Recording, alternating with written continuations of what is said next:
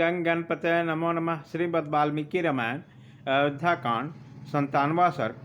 सुमंत का अयोध्या को लौटना, उनके मुख से श्री राम का संदेश सुनकर पूर्ववासियों का विलाप, राजा दशरथ और कौशल्या की मूर्छा तथा अंतःपुर की रानियों का आर्तनाद। इधर जब श्री राम गंगा के दक्षिण तट पर उतर गए तो गुह दुख से व्याकुल हो सुमंत के साथ बड़ी देर तक बातचीत करता रहा। इसके बाद तो सुमंत को साथ लेकर अपने घर चला गया।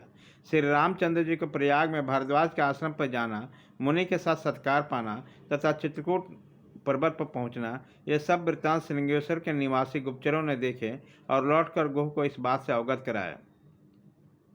इन बातों को जानकर सुमंत गुह से विदा लेकर अपने उत्तम रथ घोड़ों को रथ में जोतकर अयोध्या की ओर ही लौट पड़े।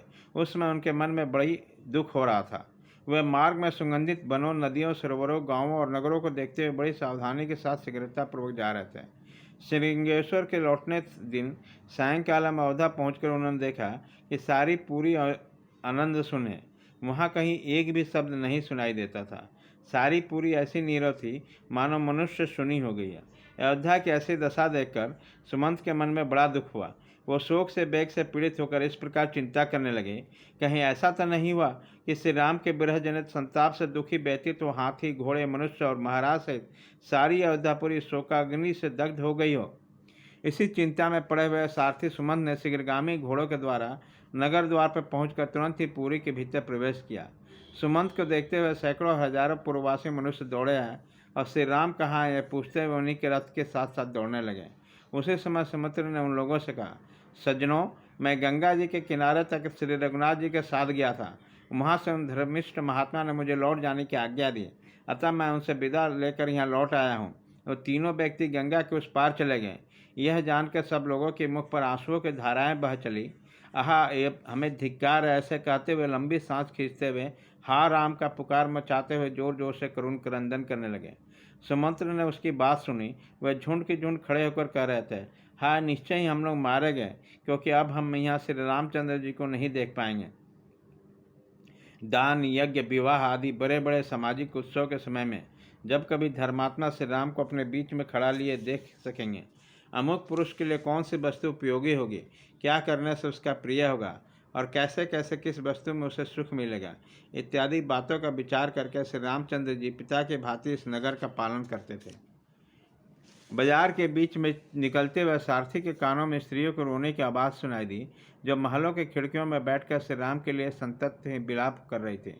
राजमार्ग के बीच में जाते हुए सुमित्र ने कपड़ों से अपना मुंह ढक लिया और वो रथ लेकर उसी भवन की ओर गए जहाँ राजा दशरथ मौजूद थे। राजमहल के पास पहुंचकर वो शीघ्र ही रथ से उतरकर और भीतर प्रवेश कर बहुत से मनुष्यों से भरी हुई 7 ड्योढ़ियों को पार कर गए। धनियों, कठखिलाओं और मंजिलों, मकानों तथा राजभवनों में बैठी हुई स्त्रियां सुमंत को लौटा हुआ देखकर श्री राम के दर्शन से वंचित होने के कारण दुख से दुर्बल होकर हाहाकार कर उठे। उसके कज्ज्वल आदि से रहित बड़े बड़े नेत्र आंसुओं के वेग से डूबे हुए थे। वह स्त्रियां अत्यंत आर्त होकर अव्यक्त भाव से एक दूसरे को देख रही थी। तदंतर राजमहलों में जहाँ तहाँ श्री राम शोक से संतप्त हुए राजा दशरथ की रानियों के मन स्वर में कहे गए वचन सुनाई पड़े। ये सारथी सुमंत श्री राम के साथ यहाँ गए थे और इनके बिना ही यहाँ लौटे हैं। ऐसी दशा में करुण क्रंदन करने वाले कौशल्या को क्या उत्तर देंगे। मैं समझती हूँ जैसे जीवन दुख जनित है, निश्चय उसी प्रकार नाश भी सुकर नहीं है। तभी तो न्यायता प्राप्त किए अभिषेक को त्याग कर पुत्र के वन में चले जाने के कौशल्या अभी तक जीवित है। रानियों की बात सुनकर शोक से दग्ध हुए सुमंत ने सहसा राजभवन में प्रवेश किया। 8वीं ड्योढ़ी में प्रवेश करके उन्होंने राजा एक श्वेत वस्त्र में बैठे पुत्र शोक से मलिन, दीन एवं आतुर हो रहे थे। सुमंत्र बैठे हुए महाराज के पास जाकर उन्होंने प्रणाम किया और उन्होंने श्री रामचंद्र जी की कही हुई बातें जो की तो सुना दी। राजा चुपचाप ही सुन लिया। सुनकर उनका हृदय व्याकुल हो उठा। फिर वह श्री राम के शोक से अत्यंत पीड़ित हो मूर्छित होकर पृथ्वी पर गिर पड़े। महाराज के मूर्छित हो जाने पर सारा अंतःपुर दुख से व्यतीत हो गया। राजा के पृथ्वी पर गिरते हुए सब लोग बाहें उठाकर जोर जोर से चित्कार करने लगे। उसी समय कौशल्या ने सुमित्रा की सहायता से अपने गिरे हुए पति को उठाया और इस प्रकार कहा, माँ भाग, यह सुमंत्र जी दुष्कर कर्म करने वाले श्री राम का दूत होकर उनका संदेश लेकर वनवास से तो लौटे हैं, आप इनसे बात क्यों नहीं करते हैं। रघुनंदन, पुत्र का वनवास दे देना अन्याय है। ये अन्याय करके आप लज्जित क्यों हो रहे हैं। उठिए, अपने इस सत्य का पालन का पुण्य प्राप्त हो। जब आप इस तरह शोक करेंगे तब आपके सहायकों समुदाय भी आपके साथ नष्ट हो जाएगा। देव, आप जिस भय से सुमित्रा जी को श्री राम से समाचार नहीं पूछें, वहाँ कैकेयी जी यहाँ मौजूद नहीं, अतः निर्भय होकर बात कीजिए। महाराज से ऐसा कहने पर कौशल्या का गला भर आया। आंसुओं के कारण उसके बोला नहीं गया। वो शोक से व्याकुल होकर पृथ्वी पर गिर पड़ी। इस प्रकार विलाप करते हुए कौशल्या को भूमि पर पड़ी देख अपने पति को मूर्छित दशा पर दृष्टिपात करते हुए सभी रानियां उनको चारों ओर से घेर कर रोने लगीं।